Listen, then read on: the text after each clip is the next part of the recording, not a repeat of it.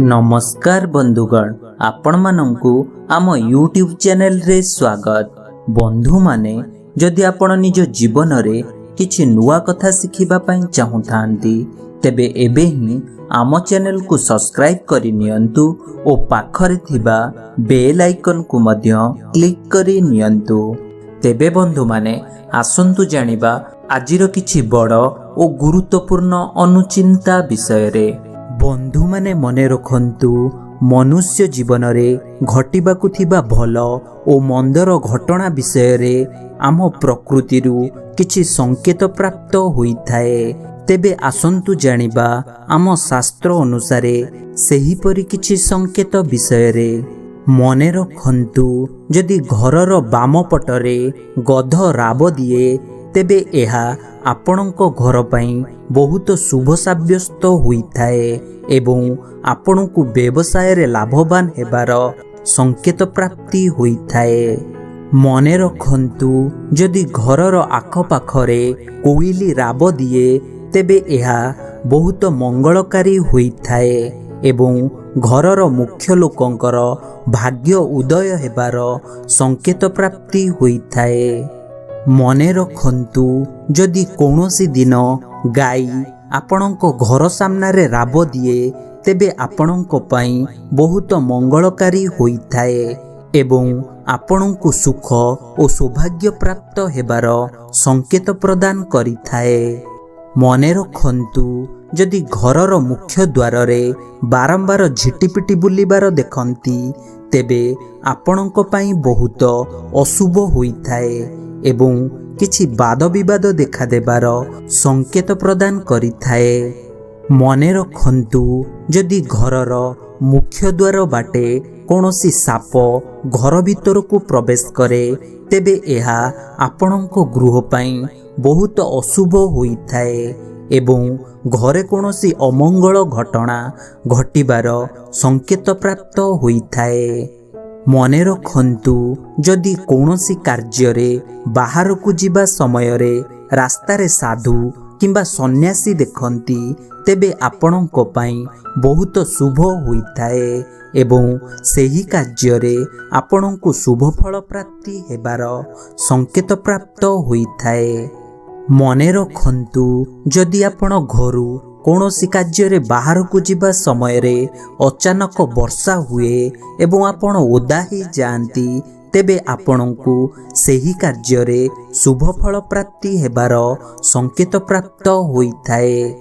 मने रखंतु, जदि कौनसी पक्षी काहार देह उपरे मल त्याग करि दिए तेबे एहा बहुत शुभ संकेत होइथाए एवं सेही व्यक्तिर दारिद्रता दूर हेबार संकेत प्राप्त होइथाए।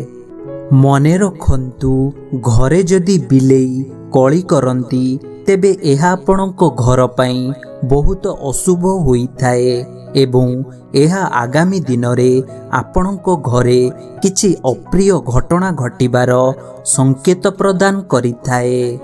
मने रखंतु, केबे भी निजर पॉकेट किंबा मनी पर्स को खाली रखिबा उचित होई नथाए।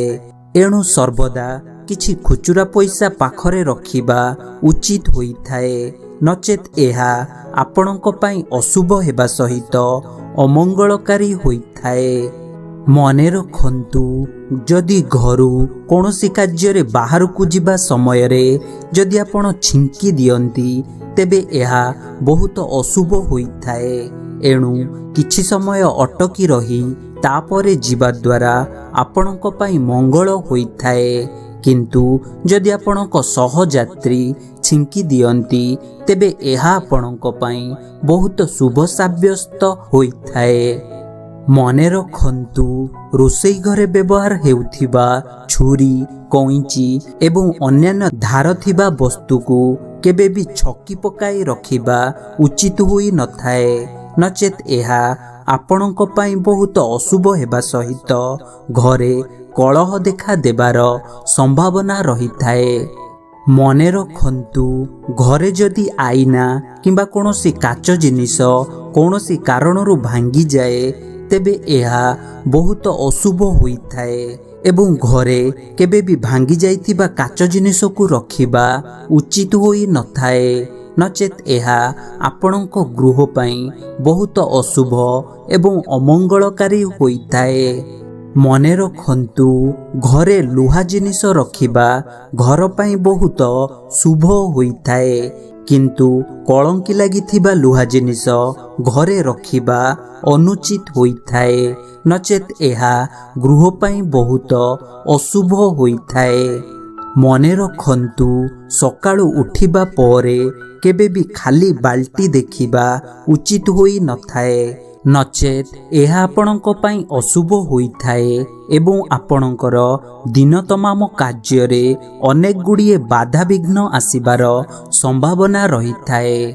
ମନେ ରଖନ୍ତୁ, ଯଦି ଘରର ଛାତ ଉପରେ କୌଣସି ପକ୍ଷୀ ଆହତ ହୋଇ ପଡ଼ିଥାଏ, ତେବେ ଏହା ଘର ପାଇଁ ବହୁତ ଅଶୁଭ ହୋଇଥାଏ ଏବଂ କିଛି ଦୁର୍ଘଟଣା ଘଟିବାର ସଂକେତ ପ୍ରାପ୍ତ ହୋଇଥାଏ।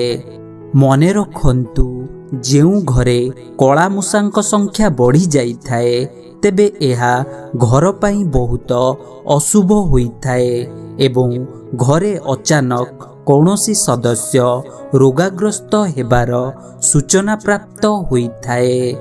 ମନେ ରଖନ୍ତୁ, ଯେଉଁ ଘରର ସାମ୍ନାରେ ହାତୀ ଶୁଣ୍ଢ ଉଠାଇଥାଏ, ତେବେ ତାହା ଘର ପାଇଁ ବହୁତ ଶୁଭ ହୋଇଥାଏ ଏବଂ ସେହି ଘରେ ମଙ୍ଗଳ ହେବା ସହିତ ଉନ୍ନତି ମଧ୍ୟ ହୋଇଥାଏ।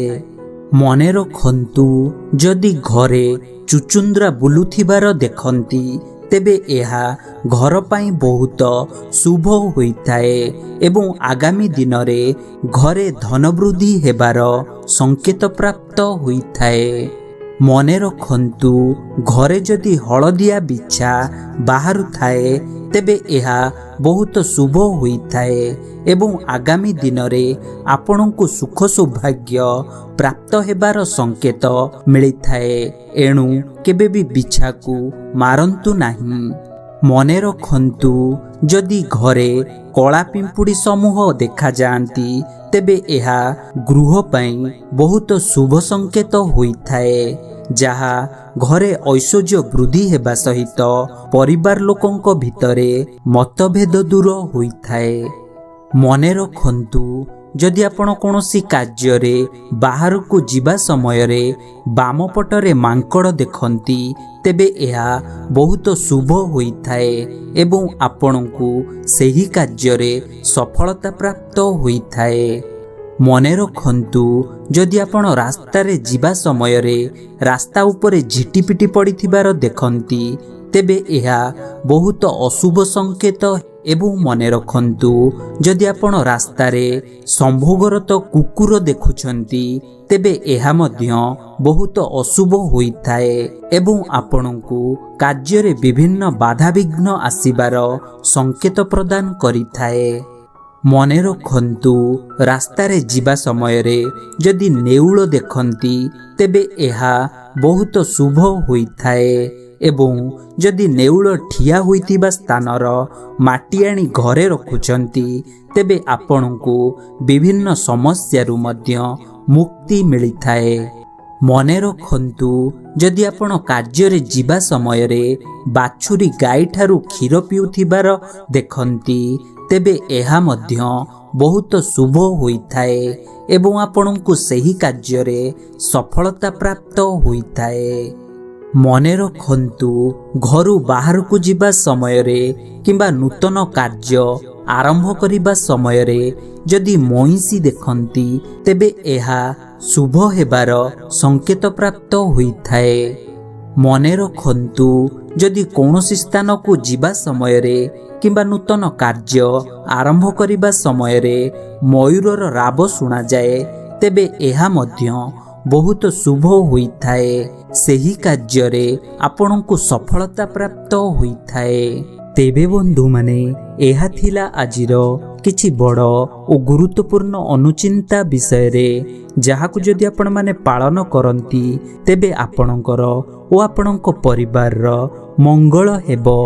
ବନ୍ଧୁମାନେ, ଯଦି ଭିଡ଼ିଓଟି ପସନ୍ଦ ଆସିଥାଏ, तेबे भिडियोटी को गोटे लाइकटे करंतु और आपणक बंधु मानक सहित निश्चय शेयर करंतु एवं एहीपरि किछि नुआ नुआ कथा विषय रे जानिबा पई आम चैनल को सब्सक्राइब करि नियंतु और पाखरे थिबा बेल आइकन को मध्य क्लिक करि नियंतु। धन्यवाद।